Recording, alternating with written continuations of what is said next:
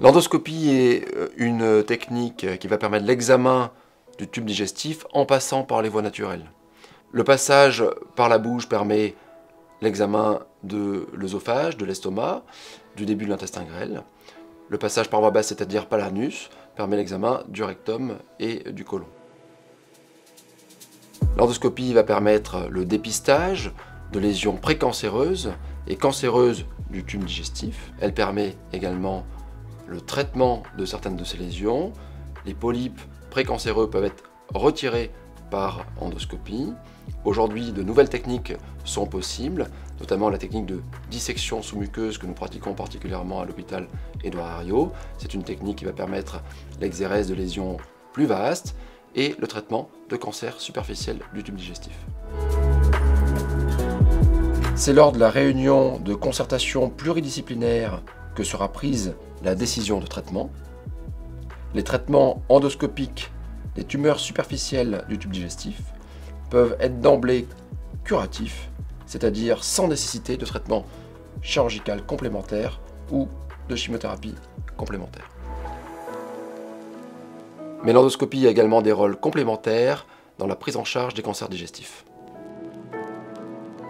L'écho-endoscopie, par exemple, est un examen qui va coupler une échographie à un examen endoscopique, réalisant ainsi une échographie interne faite à travers le tube digestif.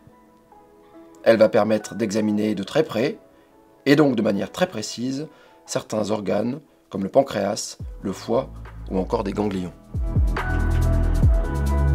Il est alors possible de réaliser une ponction de ces structures de manière à réaliser une analyse microscopique des tissus. D'autre part, dans certaines situations, le tube digestif ou les structures canalaires comme les canaux biliaires peuvent être obstrués par une tumeur et il en résulte un tableau d'occlusion ou de jaunisse par exemple. L'endoscopie permet là encore un abord mini-invasif pour accéder à ces obstacles et lever ces obstructions, permettant la pose de prothèses, c'est-à-dire de stents, plastiques ou métalliques, qui permettront de rétablir le passage au sein du canal obstrué. Ces décisions de traitement endoscopique peuvent faire l'objet de discussions collégiales avec les oncologues, les radiologues, les chirurgiens et les hépatogastroentérologues endoscopistes.